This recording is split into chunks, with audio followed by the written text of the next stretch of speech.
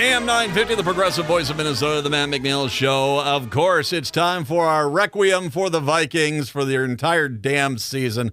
Michael Brodkorb is kind enough to join us. Of course, he's got his great podcast. He is an expert in politics from the Republican side here in the state of Minnesota, and he's also a huge fan of the Vikings. He's been with us all season long, and he's kind enough to join us today. Hi, Michael. How are you, sir? I'm glad we had the time to wait a week because of the time I took off. I'm glad we're doing it today because it is nice to get a little time between that final game at Detroit and today. It doesn't it doesn't feel as dirty. How about I say it like that? That's a great way. Misery does love company. It was nice to have a little separation. And I always, as you know, Matt, I'm a glass half full guy. I always like to be positive. And so it's good to have a little bit of separation between when I have to discuss it because I get to be a little bit more optimistic about the conversation. Vikings social media, Vikings fans on social media, the great debate that started in the last week is the Kirk Cousins question. That do you keep him? Do you sign someone else? I mean, if you're going with someone in the draft, you're looking at a multi-year project. If you're signing someone else, you already have a system in place. I am interested in finding out what your thoughts are because, once again, this is going to be the big question that hangs over this team until it's decided one way or the other. Well, let me start off by saying there's some gossip on social media about Russell Wilson, the Broncos, things like that. I'm going to just say to you, I am still of the opinion that Cousins is the way to go. It just is what I think this franchise needs right now, just to kind of stabilize it a bit. I think the general consensus amongst all kind of everyone that I've been listening to and following what the Vikings need to tackle first is that quarterback position. And I think that if Cousins comes back, is in a position to be healthy and to perform where he was, we're looking at an entirely different season. I absolutely believe the Vikings make the playoffs if Cousins is there. I think the Vikings are in a strong position, and so while it was a very, very ugly season in terms of the roller coaster of emotions and all that type of stuff, I think stabilizing that position, I think going with Cousins is where they need to go. You want to know the truth? I agree with you, and I come at it from the logic point of view that if you bring in now Russell Wilson, I think you and I both are like, okay, no. But say there was a top-notch quarterback that was available, and you bring them in. Your system is right now set up for Cousins and his style of QBing. That means you are looking at a major overhaul, and a good quarterback can deal with what he's got. But it's still you're going to have to shift some things around. You're going to have to change some things around. If you go with a rookie out of the draft, I mean, we just saw with the three-headed monster that was our quarterback core on the last few weeks of the season, that even with good receivers like Jefferson and Addison out there, it doesn't really matter if the quarterback can't get the ball to them. And so I think that, if Cousins, and here's the big stipulation, obviously he has to go through the health protocol. If he comes on out, they say, yep, he's healed, he can do it. I just can't think of a better, you're still designed for Kirk Cousins to run that team. It doesn't mean, it obviously wakes you up in saying within 2-3 years we have to have a different guy in here. But I still am of the mindset if he's healthy, Cousins is the path of least resistance. Correct. You said it better than I did, and that's where I think we need to go. That's legitimately where I think we go. And I think we've been fair throughout the season. Once Cousins went down, we looked at a variety of scenarios, but I just think this is the most realistic and also credible path for how the Vikings resolve this quarterback issue that they need to deal with coming into this postseason. You also have to deal with the running back situation because you pretty much look at the remaining teams left in the playoffs. They've got good running games, and you've got a non-existent one. I would much rather look at trying to get a running back because there's a decent chance a running back might fall to you. The second or third best running back might fall to you at your draft position as opposed to a quarterback. And I think that it's that running game is a mess, and they've got to fix that as well. No, you're absolutely right. That's one of the needs also that the Vikings need to fill. They just haven't had, that running back position. there wasn't. It just wasn't a good season to fill that. Todd Chandler was just inconsistent this season, and we have to figure out what they're going to do in that position. We haven't had a good fill in that spot since. This is the first season with Dalvin Cook on, and we haven't been able to fill that position with the consistency that we've had before. So those are big shoes to fill. Those are big spots to fill in the offensive package, is both the quarterback and the running back position where they need to focus. We are in the playoffs, so I'm going to get your thoughts here. Okay, we're not in the playoffs. No, we're not. We're watching the playoffs. we're mere observers. That's right.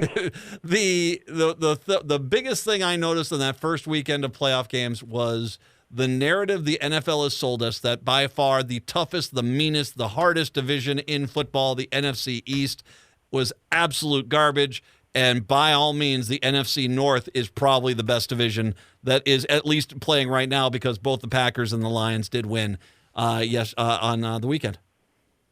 Yeah, they did. And I have to say this. Boy, is my blood boiling about the Green Bay Packers.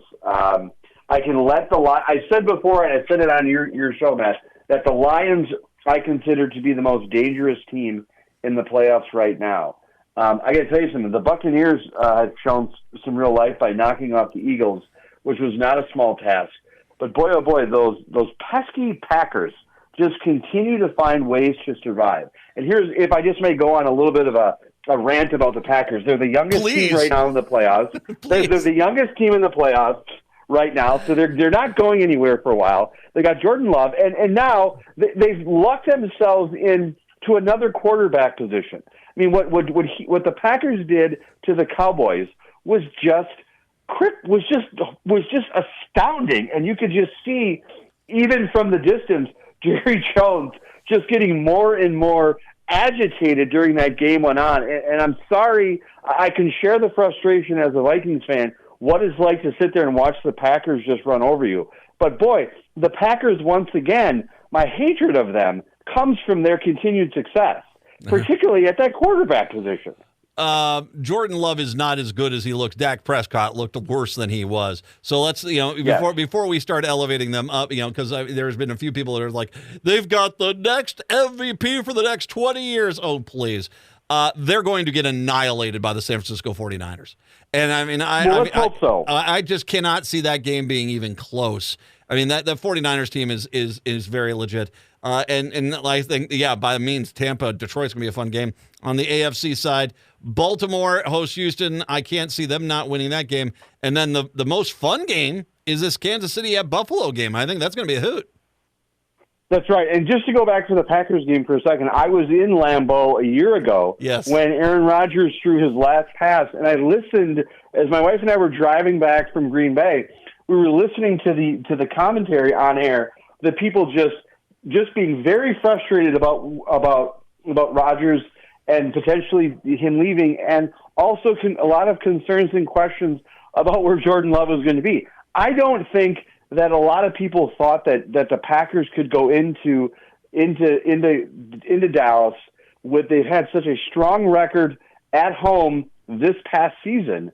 There has been a little bit of curse in the playoffs, but putting up that amount of points, nearly 50 points against the Cowboys, was no small feat. And so I do think that San Francisco is a strong team. We'll see what happens this weekend. But I got to tell you, my concern is that my frustration with the Packers is only going to grow because I just think that they're continuing in that quarterback position. Boy, oh boy, they're lucking out at that quarterback position. Dallas didn't adjust. And and once they got down, they got frustrated, they got angry, and they didn't adjust. McCarthy, I think, should probably be let go down there. That being said, okay, so really quick, because the next time we'll talk to you about football is around the Super Bowl. So what is the Super Bowl matchup in your mind going to be? I think there's a good chance that it could be, I think it's going to be either the Lions or the 49ers. And I think it's going to be most likely the Ravens or the Chiefs. Okay. I think there's a very likely, I think it could be Ravens 49ers. Boy, that would be a great Super Bowl. But my goodness, if the Packers make it in, you might not be speaking to me that week. Well, okay.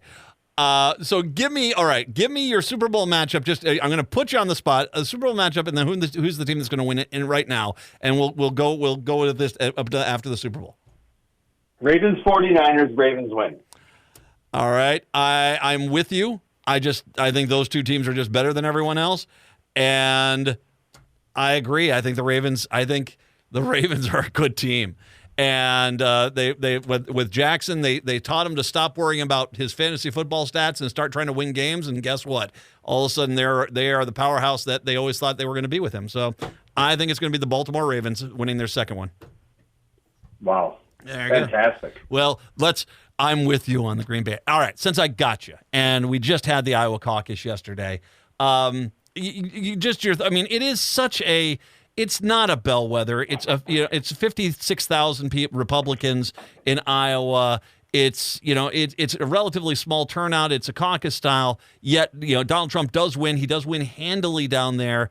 I think that has far more to do with his competition than the popularity of Trump, though. I really do think that Nikki Haley and DeSantis are just not resonating as much as candidates have in the past.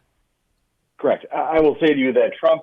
I have been saying for quite some time, I've been raising this concern since last year, raising the concern that I believe that it was going to be Trump, that won this. And I think that was the reality that hit last night. I think he's a runaway train right now. I don't think there's anything, and I say that as someone who didn't support him in 16 and 20.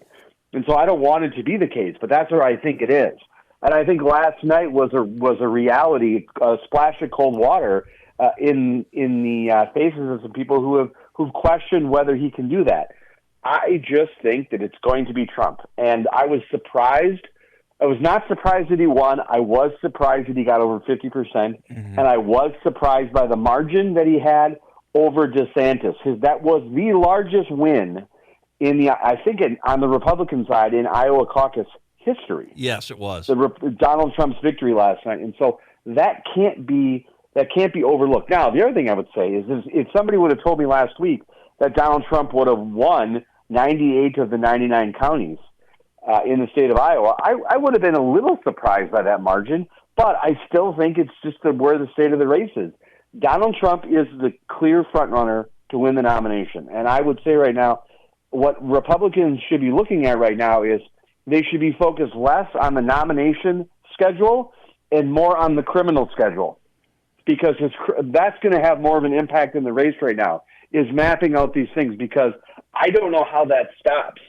I don't know how you stop that momentum. And this is a situation, Matt, that happened in 16, that people kept saying, look, people are going to wake up. This isn't going to happen. This isn't going to happen.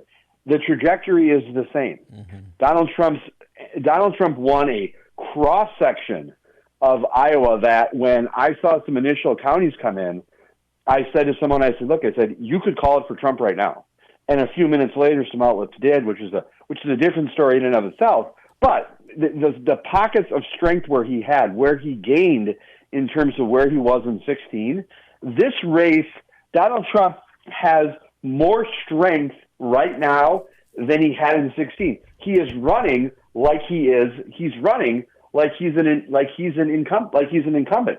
That's in essence how he's running, and that's very significant and very problematic for anyone who's running against him right now. Mm-hmm.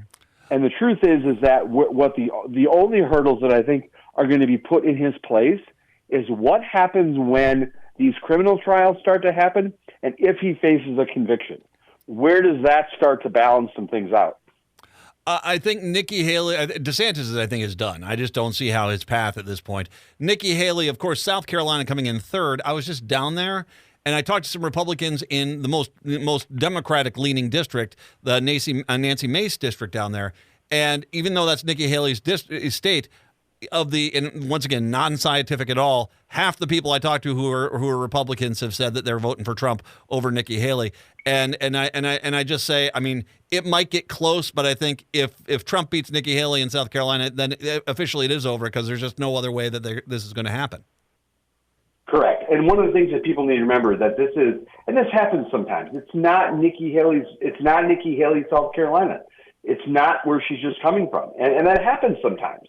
It happens sometimes when there's an expectation that people win these home states that they can put them over the top, and that's just not how it happens. Let's remember, Al Gore lost the state of Tennessee in 2000. Had he won his home state, he would have been president of the United States. And so Nikki Haley, people shouldn't be banking on Nikki Haley to come out on top in South Carolina. I think based on the polls, I think most people would be surprised. I think what she needs to do is she needs to have a very, very strong showing in New Hampshire and then start to build some momentum.